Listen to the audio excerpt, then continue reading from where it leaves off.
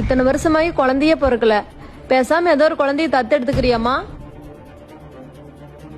எங்களுக்கும் பேரம் பேத்தி பாக்கணும்னு ஆசை இருக்காதா?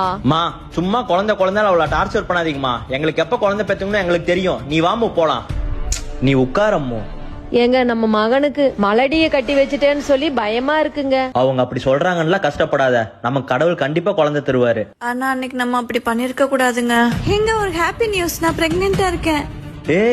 சூப்பர் அம்மோ. ஆனா என்ன ஆனா? நம்ம இன்னும் நம்ம லைஃப் என்ஜாய் பண்ணவே இல்ல, அதுக்குள்ள குழந்தைலாம் நமக்கு தேவையாடி? நானும் அதான் நினைச்சேன். சரி, போய் பப்பாயா ஜூஸும் மெடிசின்ஸும் வாங்கிட்டு வாங்க.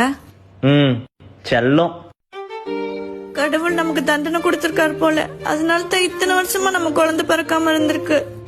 அப்போ இல்லடி லூசு. அம்மோ, கடவுளே எங்களுக்கு குழந்தை பாக்கிய கொடுங்க. குழந்தை இல்லைன்னா இந்த சமூகம் ஒரு பொண்ணாவே பாக்குறது இல்ல. பிளீஸ்.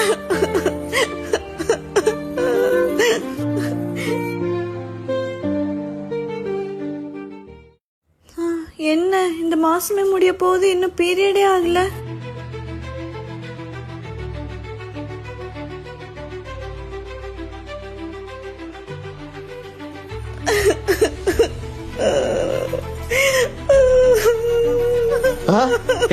என்னாச்சுமா? என்னாச்சு? நம்மள கைவிடல.